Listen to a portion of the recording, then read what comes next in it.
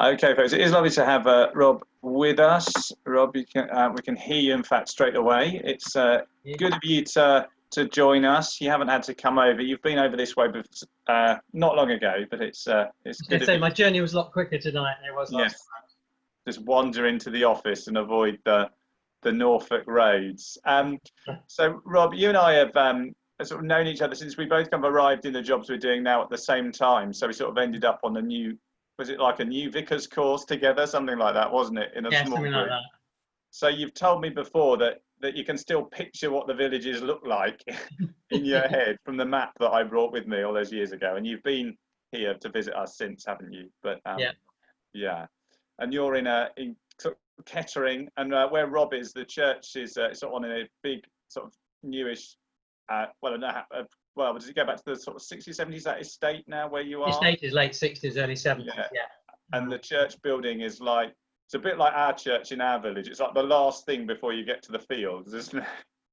Or the first thing, depending on which way you're coming.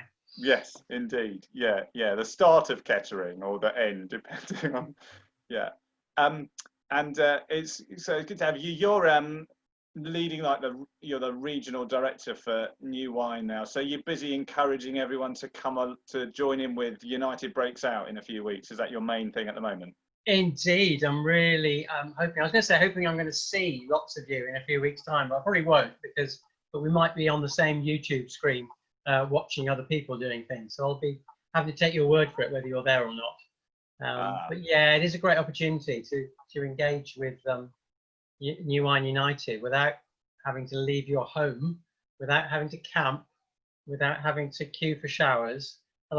It's a bit of a difficult balance. We don't want to, big up too many of the negatives of being there. Otherwise, people won't want to go next year. But if you've never been to New Wine United before, it's a great opportunity to put your toe in the water and experience some great teaching and some great worship.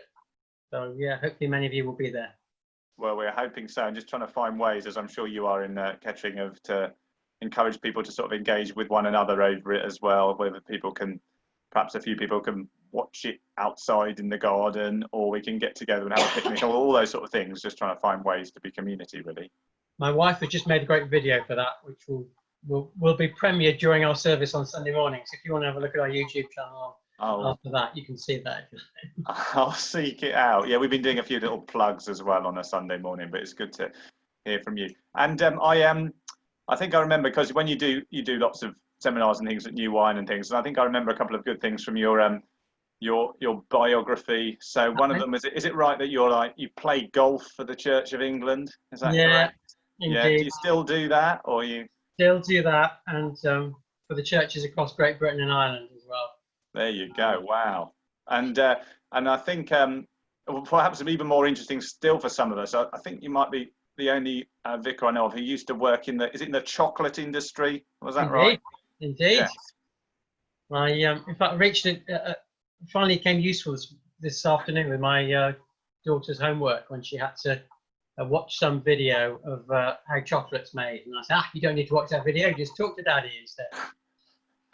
There you go, a mine of information about how chocolate's made. Brilliant. Rob, it's so good to have you with us. We're really happy to hand over to you for a little while and to hear what you've got to share with us. Thanks very much, and thanks for inviting me. You might need to just guide me in terms of timing. I know you've briefed me, Rob, but when I get going, I can get going. So depending on, we'll see how it's going in terms of time, where I break and where I stop and stuff. Is that okay? Yeah, but thanks for inviting me into your little group. I do find these things very disconcerting when, quite rightly, everyone gets muted apart from you as a speaker, and you're just speaking to silence all the time.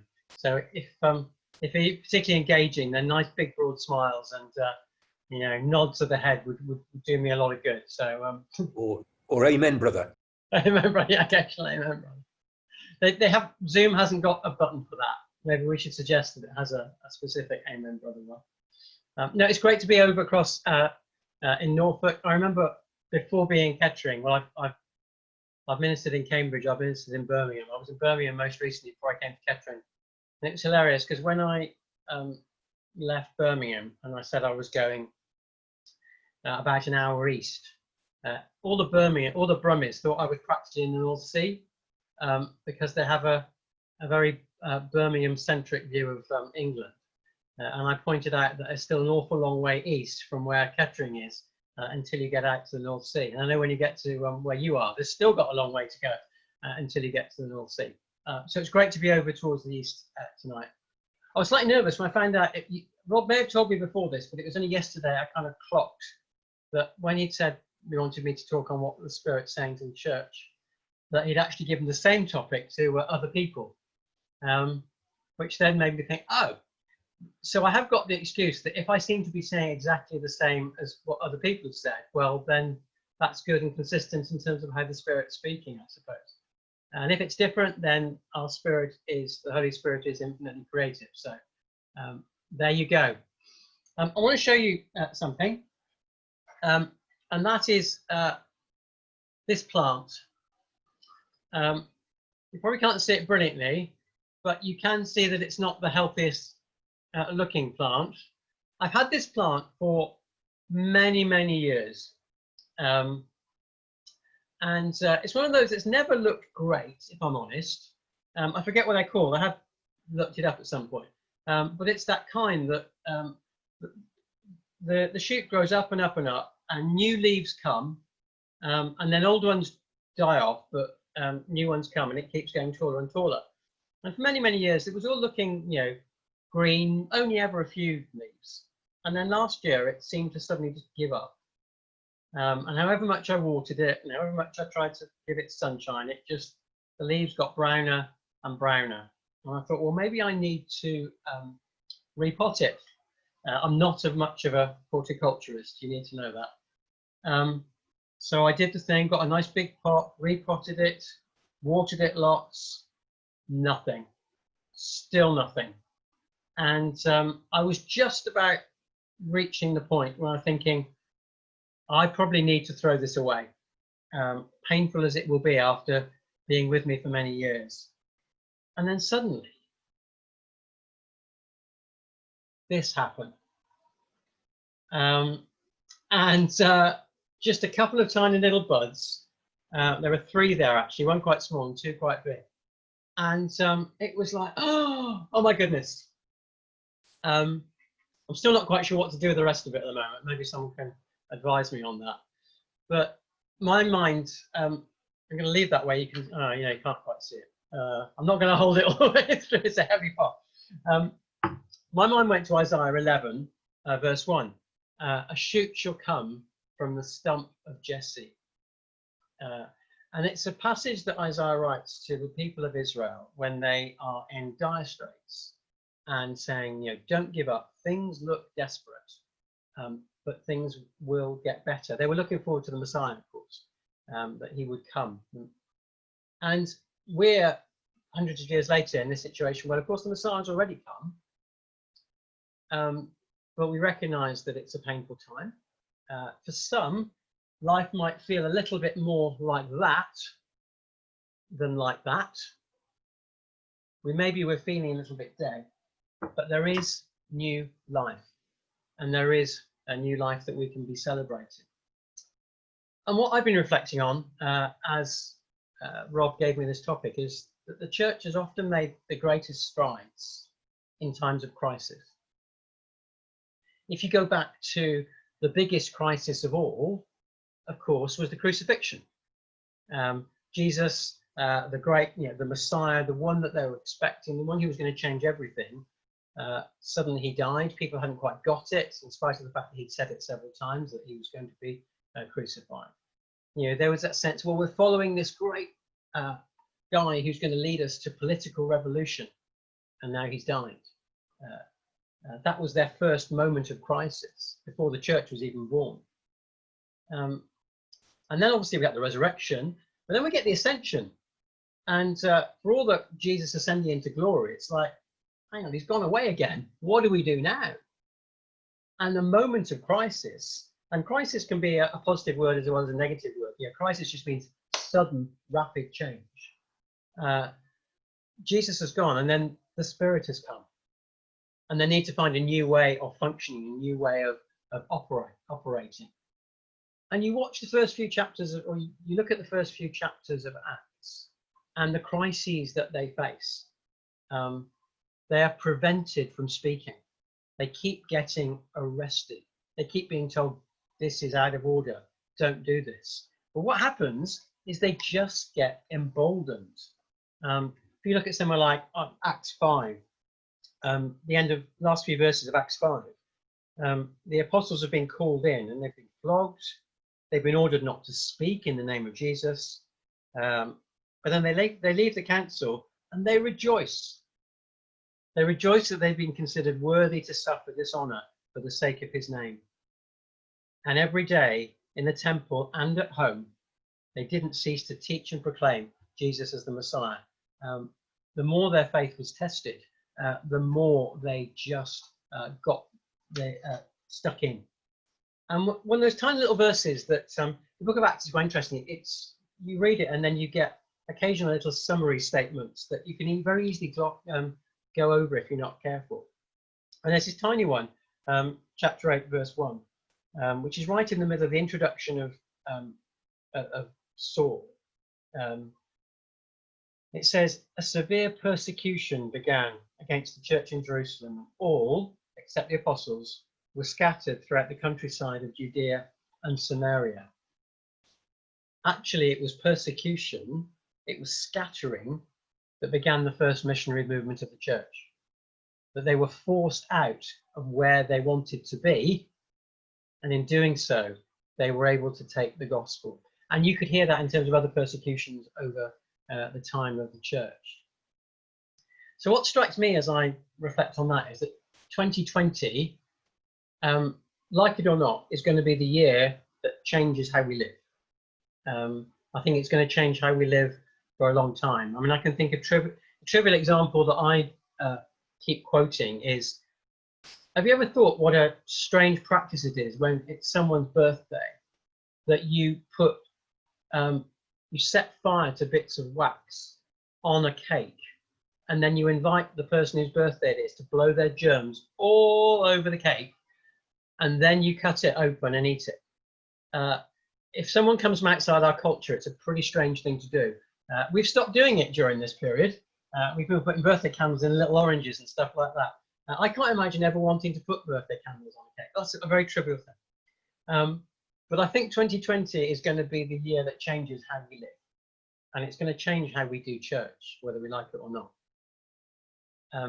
You know the old expression, maybe you know, change is inevitable, except from a vending machine.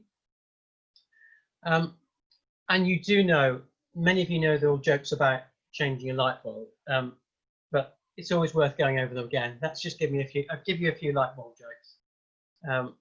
How many Quakers does it take to change a light bulb?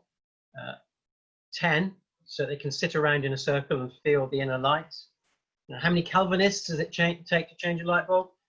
None. God is predestined when the light will come back on. How many Catholics does it take to change a light bulb? None, because they use candles. How many Pentecostals does it take to change a light bulb? 10, 1 to change it, and 9 to pray against the spirit of darkness. How many TV evangelists does it take to change a light bulb? 1. But for the message of hope to continue, send in your donation today. How many Baptists does it take to change a light bulb? 10, 1 to change the light bulb, and 9 to say how much they prefer the old one. How many charismatics does it take to change a light bulb?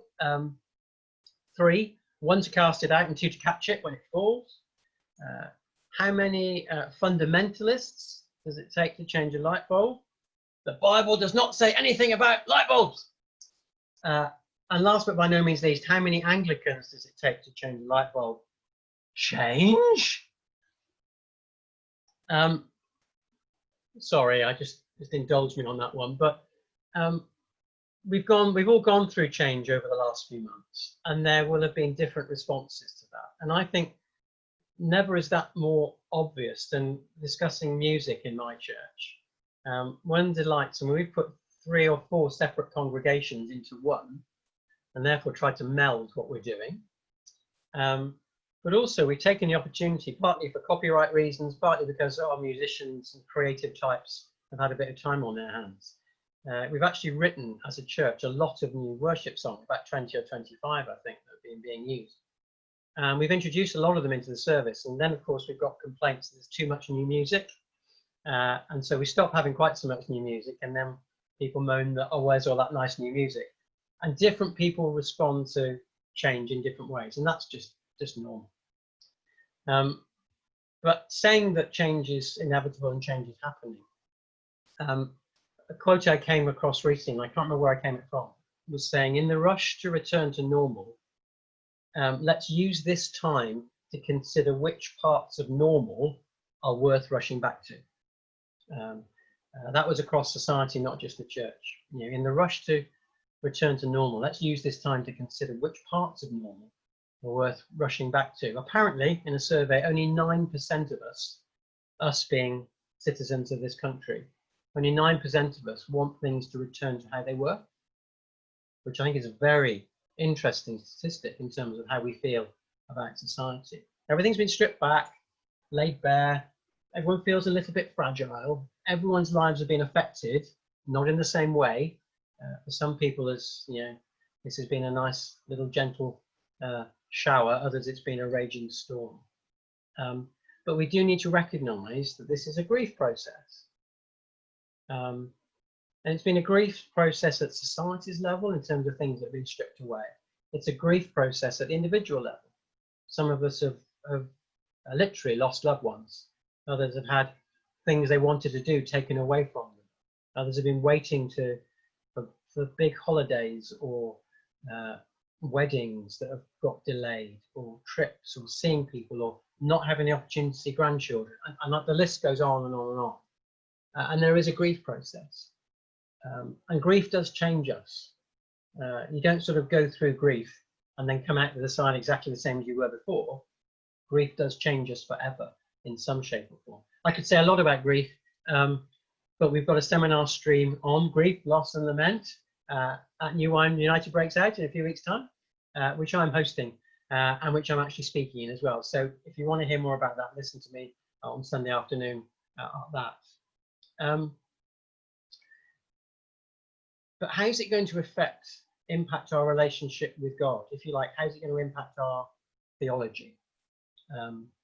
One of the things that I, for a while, was signing off all my emails with was stay safe, stay at a safe distance from people, but draw ever closer to God. He's one that you can safely get within 2 meters of. But this might draw us to him and not away from him, because that's always the danger. And we do get into the issue, I don't want to play it down, but the old issue in the midst of this time of God and suffering. You know, where is God in this? And it's worth having a clear theology of suffering to cope with a time like this.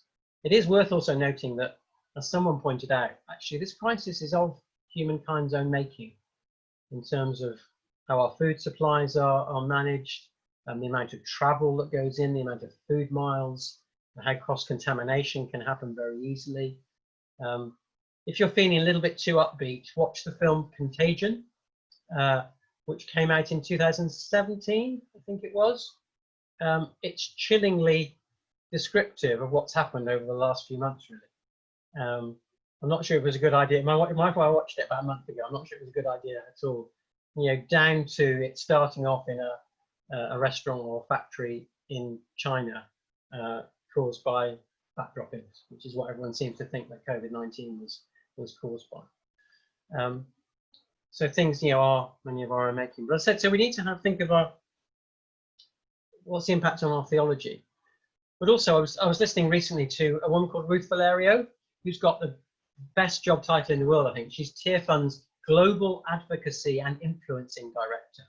I mean, next to Superman and Who Can Save the World, that's got to be the best job description out there, I think. So she works for Tear Fund, but she was saying, you know, this is a challenge to our theology, it's a challenge to our ecclesiology, and a challenge to our missiology.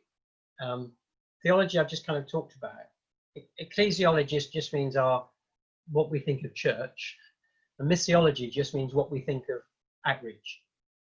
And I want to unpack the sense of what it means about church and what it means about outreach, what's the Spirit saying to us. And what I don't want to do is talk first of all about church and then talk about outreach, because actually they're heavily intertwined. And I think if we try and do them separately, we've actually got it wrong.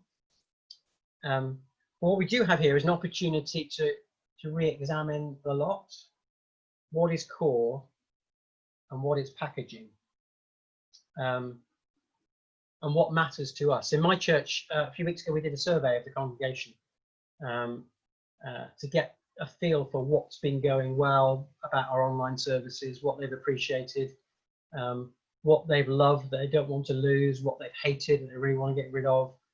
I think as a PCC, or as PCCs together, however you function, you've done a similar exercise, I understand, recently, and I find it quite telling. And I want to share, in the time that's left for me tonight, I want to share 4 categories of what I think are going on. The first one's the main one, but then there are 3 others. So depending on how time is, I either talk about all of them now and I can talk about something else afterwards, or we can come halfway through. I'm open to whatever you say, Rob. But I think one of the key things I think that the Spirit is saying within this time of change, within this time of re-examining ourselves, is the word openness. Openness. You know, there's been discussion in the recent discussions about the reopening of church buildings that has guaranteed to cause headaches to many over recent weeks. And do pray for your vicar Rob in terms of the buck stopping with him on that one, because he won't get it right. He will get it wrong, I can guarantee it, because if he does it right for some people, others will not be pleased, and vice versa. And I'm saying that without any knowledge of your context of what's been said. Rob hasn't primed me for that. But within the context of that, the best response I heard from someone said, my church has never been more open. In this time, he said, my church has never been more open. At the bottom of our drive, where we have the sign about who we are and what we do, you know, we've got a big sign saying the church is not closed. We're meeting on YouTube for these details. You know, the churches haven't been opened in recent weeks. Some church buildings have been opened. The church has been open all this time. Many, many years ago, I remember worshipping at a little church in just outside Bristol, a village called Kettering, Queen's Road Methodist Church it was called. It was a modernish building, and all along one side, the side facing the road, was glass, straight into the worship area. And I thought it was actually a beautiful picture of actually the worshipping church, the worshipping life of the church being very open to all passers-by. And I thought that said an important statement, ecclesiologically, it said an important statement about the church. One thing that we struggle with in our building, we've got a beautiful building, it's a 1980s building.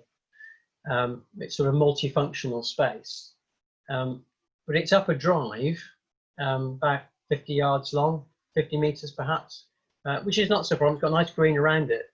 But the small trees that were planted back in the 60s or whatever at the front are now these massive things and big hedges that are owned by the council, not by us. And certainly during the summer months, we're not very visible. And it really irks me. And we try and think, what can we do to be as visible as we can? But in this period, actually, we, and I'm guessing similarly yourselves, have been much more visible. Whereas I haven't had a conversation with Rob, or I can't remember what you've been doing in terms of your services. You've been Zooming, have you, Rob? Is that right? I think you told me that. You know, our services now, we've been doing them by YouTube. Our services are actually can be seen by anyone. They can be seen from anywhere. And interestingly enough, they can be seen surreptitiously. People can actually watch and engage anonymously without anyone knowing that's what they're doing. There's a big downside to that. But actually for inquirers, for people who are struggling with whatever's going on in the world and looking for meaning somewhere, to be able to engage in something in the comfort of their living room is actually a massive bonus, rather than feeling I've got to go to a church building and walk into one of those big wooden doors and be greeted by some weird people. You may think you're normal, but I'm afraid to most of the world, we are quite weird. It's a lot easier. I I've just been, the last couple of days, been having an email exchange with someone who is moving to Kettering. And so Googled, found us, and for the last, unbeknownst to me, for the last few weeks has been joining us, watching our services. And then contacted me saying, I'm moving next month, how can I get involved? And so already I've sent contact, I've got her contact details, added her to our database, and said, come and join us, in our after service. We have a virtual coffee in a Zoom room after our services. Come and join us and get to know some people. Now that's someone who is already a believer, but there's people who aren't believers who are doing the same. My church, we do thoughts for the day, little 2-minute thoughts for the day that we put out on Facebook every day. I discovered that a very non-Christian friend of mine was watching some of those because they were coming up on his Facebook feed because he's a friend of mine. So I then deliberately stuck some things in deliberately for him. He set me a challenge about sticking something in that some people wouldn't notice. And I thought, right, I'm going to go along with that. So I put a picture of him in the background one day.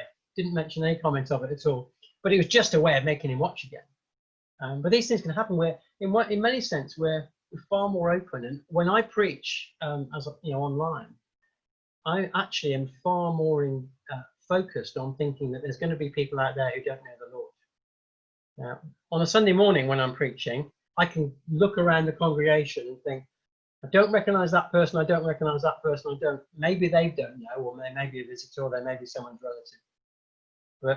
But I kind of have a rough feel for how many there are. But when I preach, when I see how many hundreds of views or whatever there are, I've got no idea how many of those know the Lord and how don't. And therefore, I'm much more focused on those who don't yet know. So I think openness is actually a key thing that the Lord is talking to us, and therefore the challenge is, how do we keep that as we move beyond this current chapter? But within the context of openness, I'd also add, I think it's within the subheading of openness, is neighbourliness. Neighbourliness is really on the agenda for society at the moment, isn't it? You think about clap for carers. I hadn't realised that when they put that appeal for volunteers to help the NHS, which got $750,000 when they were asking for 400,000 or something. I think they were calling it "Be a Good Sam." Oh, no, where's that an allusion to? I think that might be something biblical, mightn't it? But it's become much more up people's agenda. Doing shopping for your neighbour, asking how your neighbour is. There are people who found out the names of their neighbours that they've been living next to for 10 years and didn't even know who they were. And that's one of the big paradoxes, I think, of this period. With the online world, you can be anywhere in the world and engaging with people. I find it extraordinary that when we have our coffee gatherings after our service, our missionaries join us. It's amazing. So we have the guys from Tanzania come and join us, or the guys from Moldova come and join us for it, or the ones from Paris. So on the one hand, it's suddenly very international, but on the other, it's also very local, isn't it? In terms of getting to know your neighbours, people having street parties, gathering with their friends outside. And one of the great things in terms of, isn't that a great opportunity just to show the love of God in action? I believe Jesus might have said something about love your neighbour as yourself. And we spend a lot of time in sort of making that figurative in terms of neighbours and who we might meet or whatever, but actually our literal neighbours have suddenly been brought to closeness, especially if they have needs or are shielding or for whatever reason. And here's a challenge. Have we got, as a church, maybe more focused on engaging with those outsiders because we're not so tied up with church stuff? Question mark.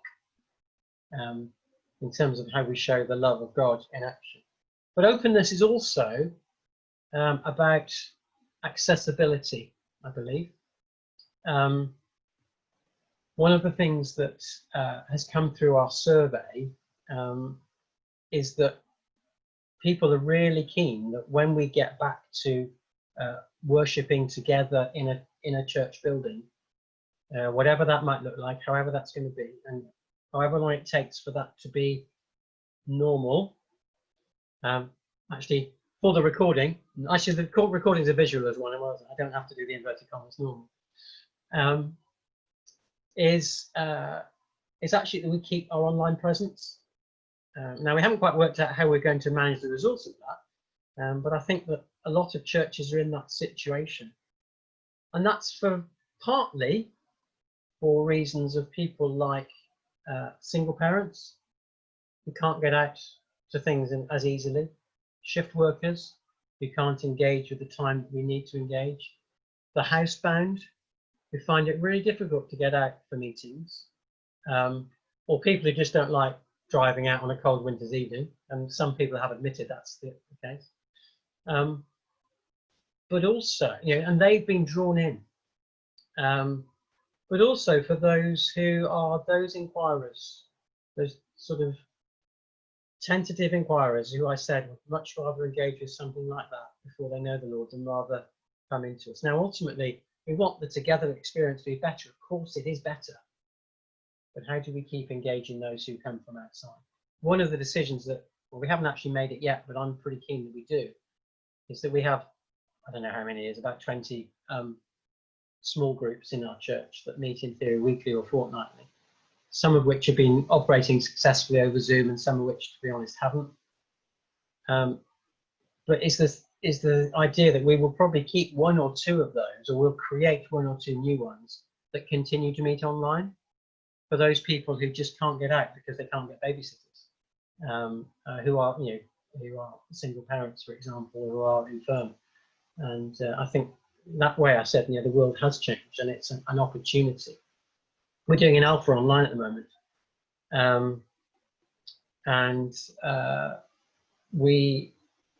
The people who are doing it, if I'm honest, not as many people as I hoped would. None of them would have been able to do it if it had been physically in the building. I can think of a married couple who would have had to alternate because of childcare, and I can think of one of them's a single parent who simply wouldn't have been able to get there. And there are other meetings that, far more people are attending our prayer meetings at the moment than they do when we have them in the building, because I think that's to do with time of travel, and I don't think it's just because they can multitask and do something else while no one knows. I hope that's not the case while they're looking at the screen. So openness, I think that's kind of the main thing I really think is going on. I've got 3 other categories which are a lot shorter than that. Should I carry on, Rob, or do you want me to pause at that moment? Shall we have a pause now? Is that all right, Rob? Yeah. Have you got some questions or anything particular that you'd like? I've got some questions. Okay. I'll put them in the chat. Yeah, do that. Go on. I'm just checking that they're not relevant to the bits I haven't said yet. Okay, yeah. Folks, if you open the chat again once you get into another room, you'll be able to see the questions if Rob types them in before we all go our different ways. So do you want me to wait, or should I put them in now? No, do them now, and then if you don't do them now, they won't be able to see them again later. Right. Yeah. They're just, you don't have to talk about these. If you'd rather talk about something else. Oh, has any one of them come? What's that? We'll put 4 questions. Oh, they are all there. If you'd rather talk about something else, or something else has really got you excited, then talk about that. But okay. I've kind of said, what do you like or dislike about what I said? That's about what I said rather than about who I am, by the way. That's an important distinction. What have you always leaned on in your walk with God? I'm thinking particularly of things that maybe are more of a struggle now, that maybe has been taken away. And if that's the case, how are you going to replace that? And then if you were starting church from scratch, what might it look like? Brilliant. Yeah. Okay, I think you might have you haven't hit enter maybe, Rob. They haven't appeared at the bottom, I don't think. There, perfect. Rob, what do you want me to do? Do you want me to pop you in with some people, or do you want to have a breather for a quarter of an hour? How do you want to do it? If you give me a breather, then people can be open about what they say as well. Brilliant. And perhaps you can just feedback a bit once we get together again to start with. Really carry on. Okay, fantastic. All right then, folks. We'll just pause the video and then we'll start again once Rob starts again in a little while. Over to you again. Okay, I will. I'll keep this a bit shorter I'll do that for everybody.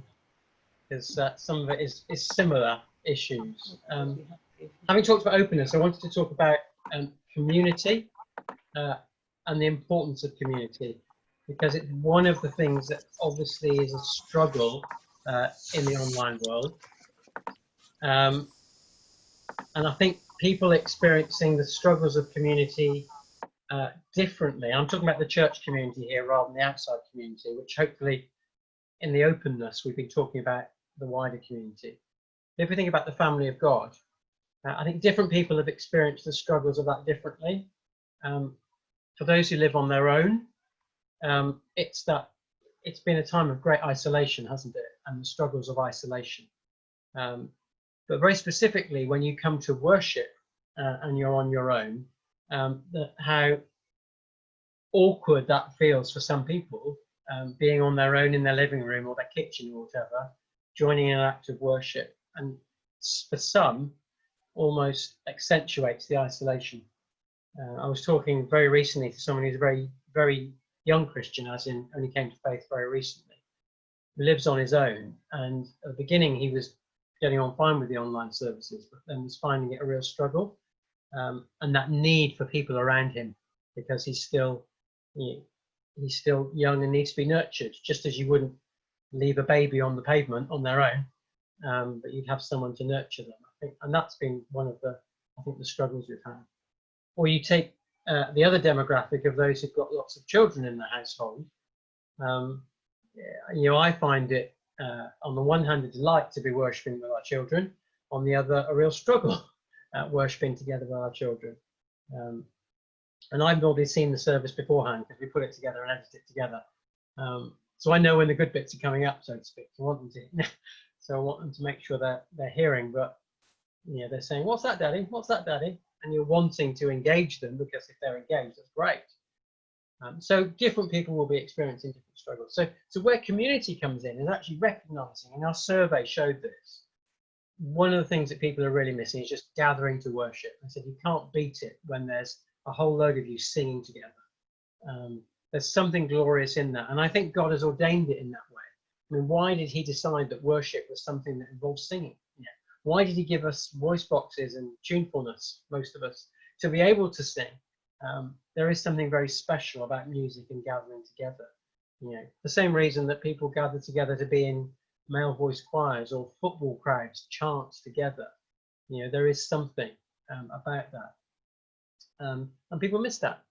But as well as singing together, there is that sense of waiting on the Holy Spirit. I do believe, when we're on our own, we can meet with the Lord. And yet, Jesus said, where 2 or 3 are gathered in my name. And that doesn't mean that when you're on your own, he doesn't turn up. It doesn't mean that when there's more than 3 of you, he walks away because there's enough of you. But I think it's emphasizing that sense that it is good to be together. And I think we need to recognize that with all the good that's going on in this period, that there is a cost to it. There is a pain to it. And that's what we look forward to, which is why, incidentally, I don't know, not sure what decisions that you've been making, but I've been quite clear about we're not rushing back in our church community to be gathering together on a Sunday at the moment, because what we would be able to do is so far away from what we like to come together to do. That in a sense it can be delivered a lot better online at the moment. What we are looking to do, and probably start next month, is we have a midweek said service, which we only normally has a small number. So by bringing it from the small side room where we normally have it, room 6 to you, Rob, because you know where it is, moving that into our fairly largish worship area with social distancing, we can fit about that number of people in. So that we are exploring coming together. So gathering to worship, sing together, but wait on the Holy Spirit together. There is something important about being together that we are missing, and we need to recognize that. But I think there's also the really difficult thing to quantify is that just the gathering to chat, the gathering to hang out. We can hang out and chat on Zoom, and that's better than nothing, but we know it's not quite the same, don't we? and just that informality. If I may say, communion in a non-technical sense. You know, there's two forms of talking to each other. You've got communication, where you're actually sharing a piece of information from one person to another. They receive it, they ask a question, and it goes back. And then there's what we call communion. Not, I don't mean Holy Communion, I mean communion, which is just hanging out and talking about nonsense. Or it doesn't actually matter what you've spoken about. The fact that you've spent time together and social interaction is what kind of matters. And we miss that, don't we? You know, table fellowship. You know, Paul battled so hard for some of the Jewish rules to be dropped from the new Christian faith, so that Jews and Gentiles could eat together. Because if they couldn't eat together, then there couldn't be true fellowship. And so we recognise the pain of that, don't we? You know, the fact that we can't meet together. One of the, I don't know if you, I'm struggling to keep up with what the government says we're allowed to do and what not allowed to do. And that's just being a human being, let alone being a church leader. But one of the things that we recognise is because we're now allowed to have other people in our house, but still social distancing. On 2 occasions now, my wife and I have had a couple round to dinner. And we've done it because we've got a dining room table that normally seats like 6 or 7, but it's got 2 leaves. It can hold about 12 normally, if you put both leaves out. And so by putting the one couple right at the very end, right next to the French window, so they come in through the French window, we tell them they have to go to the loo before they come to the house. And then we sit at the other end, which is the kitchen end. We've actually been able to have a meal together, passing food very carefully with cloths and stuff and wiping, all the stuff that. But just the difference of being able to do that. It just, I think the old thing is the old expression is absence makes the heart grow fonder, isn't it? We've realised when we've missed some of these things just how important they are to being community. And some of those things maybe we haven't realised until they've been taken away from us. And the other thing about community, I think, is just looking out for one another. I don't know how you are as church community, but one of the things that we've recognised, and I think has been a real positive, is my colleague right at the beginning of lockdown organised us all into cluster groups, which were vaguely geographical. Because although we're a parish church, we get people who come from different parts of Kettering and further afield as well, and put us into vaguely geographical groups. And this is alongside our home group structure, and appointed leaders of each. You literally just phone everyone at once a week and have a chat and see how they're doing and is there anything we can do for them. In that sense of, and I'm sure you're doing something similar in a different way, but just that importance of looking out for each other. And again, we stumbled across something quite important, actually, I think, that which will probably carry on in some shape or form, because it's easier to keep a handle on people if you haven't seen for a couple of weeks in the church building. How are you doing? You okay? You just been on holiday? Oh, that's all right. Or is it that they've started to drift away? So I think it's highlighted for us how we can do community in this different way, but actually some of the difficulties of doing community. And therefore, I think this, the Spirit is talking to us about community is really important and it's worth working hard at. Because we're living online so much time, we've had to work harder at it. But it's worth it. So don't forget that when you can see one another on a more easy base. Third point, and that's the role of the home in all this. I think that the Spirit is talking to us. If you look at the Jewish faith, there were 3 primary foci for where faith was lived out. There was the temple in Jerusalem, the local synagogue, and then the home. And because we read in scripture about the temple all the time in Jerusalem, we kind of forget that was, for most Jews who would have been scattered, it was a very rare thing to go to the temple. They would have their annual visit probably, or for adult males, there'd be certain obligations to go, but you wouldn't be going every week. It'd be a long trek. So each individual community or village or town would have a synagogue where people would gather on Saturday to read the scriptures. We see famously in Luke 4 where Jesus is reading in the synagogue and then rolls the scroll and all that when he reads from Isaiah.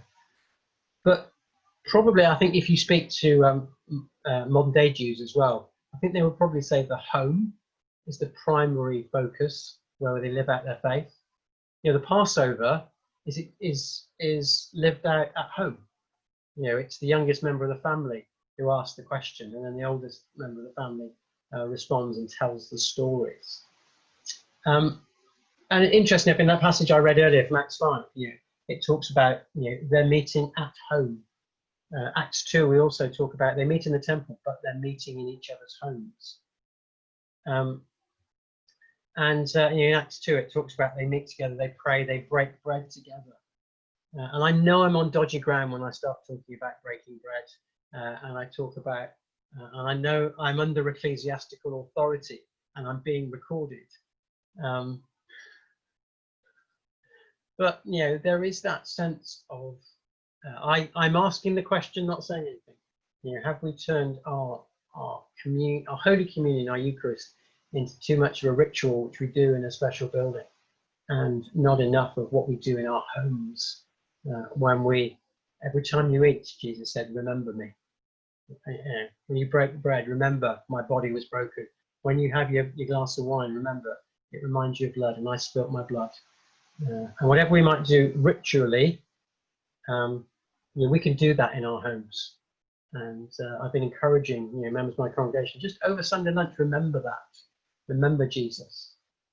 Make a bit more of your grace, perhaps, than you might normally, but not suggesting they should do anything against canon law. I wish to emphasize. And I have a little bit this idea of home. It kind of will go on to my next bit when I'm talking about church buildings. But I do have a little bit of a hobby horse. That I think too much church architecture is based on the temple. Is based on this idea that you have a really holy bit that is, you look at the temple architecture, and the closer you get to the center, the closer you get to where the holy bit is. So, women and Gentiles are allowed into the older bit, and then male Jews are allowed in, and then only the priests are allowed in, and then the high priest is only allowed into the Holy of Holies once a year. And it's such a holy place that no one else dare go in there. And when he goes in there once a year, he has a bit of rope tied around him that the other end of it stays outside. So if, for whatever reason, they obviously did a full risk assessment at some stage in Jewish history, that if for whatever reason he collapses while he's in there, he can be dragged out because no one else dare go in to care for him, because that would be far too presumptuous to go into the Holy of Holies. And that's how the temple was built, that sort of progressive holiness towards where God was. When Jesus died, the temple was torn in two from top to bottom, doing that away, making open access to God, saying, you don't have to go through all these levels to get to me. I have undone all that. And it actually quite upsets me that a lot of church architecture, and I don't know what your church buildings are like, I haven't been into them. You kind of have the bit where you have rood screens that the choir are then allowed to go into, and then you get this table right at the top where only the priest is allowed to go because he's kind of really important.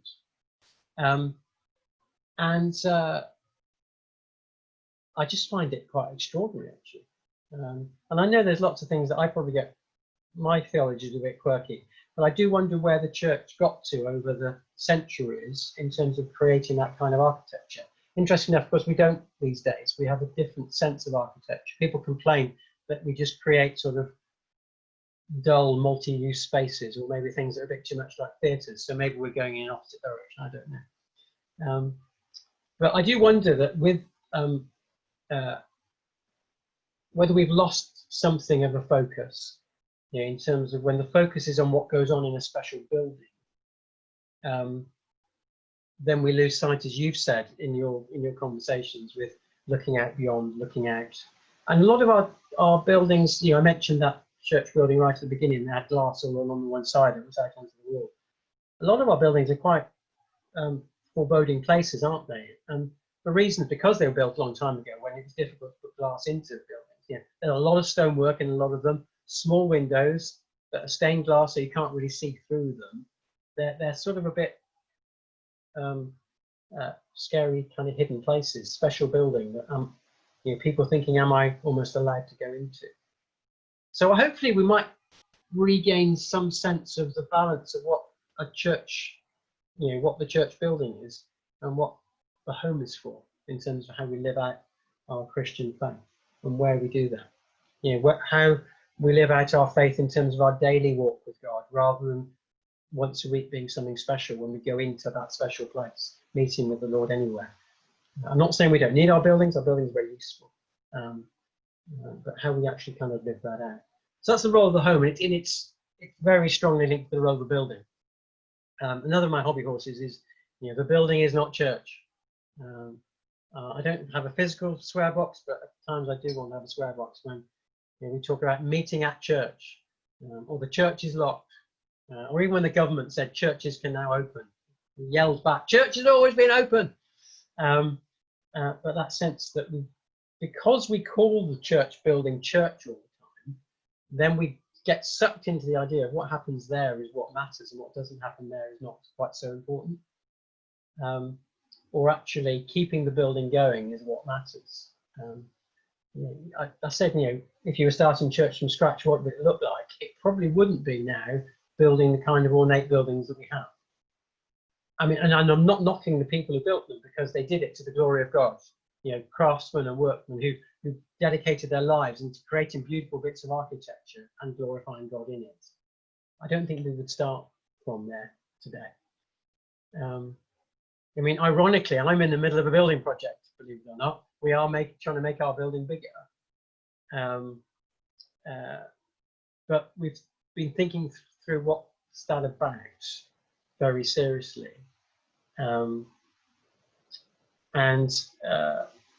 It's about trying to improve our welcome. So making our entrance more visible, having an open place in the entrance hall where we will serve refreshments and where people can come to. So I'm just distracted just seeing Tracy in the chat there. It reminds me of my friend Aaron. Aaron is now a pastor a Baptist pastor in a church in the West Midlands. But he won't mind me saying this because, well, I'm not naming him anyway, but he's gone on record and has preached about this many a time. You know, he first came into my knowledge in Birmingham when he was outside our church building when worship was going on. And he said he was there to try and do a drug deal at the time. He was a drug dealer, he was a user, he'd got into armed crime. And he was sitting outside there and something compelled him to stay there. We know it was the Holy Spirit, he didn't know at the time. But he didn't think he'd be allowed to go in. Because people like me aren't allowed to go in there. And his story is lovely because it kind of gradually worked his way into the foyer. And then we kind of listened to what was going on, and then gradually worked itself into the very back of the church until for the worship. And I said it again, didn't I? Back of the church building for the worship until someone started to preach, and then he'd go out and have a fag. And then it was that gradual progression until he did an Alpha course, gave his life to the Lord, and said he's now a pastor a few years later. But it just reminds me of that sense of how difficult it can be to come into the building. So although we're extending our building, we want to do it to make ourselves as a community more open. We're doing it because we get lots of requests from our community, our outside community, to use the building. And we have too many things going on. We don't have enough space to invite them in. So we're wanting it to be a community resource rather than just for us. And also because we want to create community, the body of Christ, to have more space for milling and coffee and general chit chat, as I kind of said. So I think because we've been exiled from our building, and the language of exile is quite important, I think, during this period. Because we've been exiled, I think it's making us think, well, when we are allowed to use that building again, will we think differently? Will we appreciate it more? I hope so. But will it actually make us think a little bit differently about what what it's used for.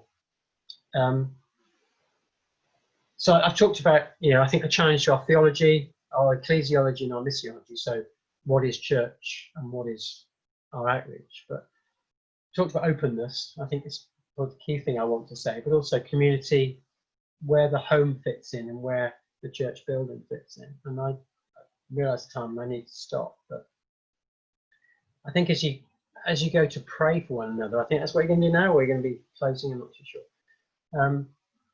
I think you've hopefully things that maybe have stimulated your thinking you can pray into for each other. But I think I'd want to, if we'd had a bit, well, no, I guess if we'd had more time, if I'd managed my time better, I was going to talk a little bit from Acts 3, because in that, Peter talks about things that stay the same and things that change, and things that when Peter's talking to the gathering of people, he's saying that he's our Jesus, he's the Jewish Jesus, he belongs to us, but he's now everyone's. And there's something about, often maybe we've boxed Jesus up to being our Jesus, but of course he's everyone's. He died for everyone. People haven't come to recognize that necessarily, but there were things about who he was that were expected, but in some ways he was very unexpected as well. And I think people outside our church communities often think they know who Jesus is, but there's also an awful lot of unexpected stuff that I think waiting to be revealed. And last but by no means least, I think Jesus was known as a miracle maker, but actually what Peter and John demonstrated from those early days is that it didn't end with him. He started a miracle making movement, and that's a movement that we can be part of. So as we pray for each other, I think maybe it's to encourage each other to be allowing Jesus to be not just our tame Jesus, but everyone's, and look for him acting in unexpected ways, and through us as well as in us. That's, I think, probably enough for me to say for now. Brilliant. Thanks, Rob, so much for being with us. Shall we do what we have done the last couple of weeks as well? Shall we just give ourselves a minute or two just to sit quietly before we go into the group, and just allow the Spirit to speak to us as individuals, and see what it is, what's that one thing we really want to take away from all that Rob has shared with us, and that we'd like people to pray into with us. You'll have time to pray together in a moment. And what's that one thing that's really sort of burning now from what Rob has shared that you'd like to pick to ask people to pray with you? So let's just have a minute just to reflect and to think, and actually even really helpful to scribble something down as well so that it sticks with you. What might be the one thing that's going to stick with you and that you'd like people to pray about? I'll just give you a minute just to think about that.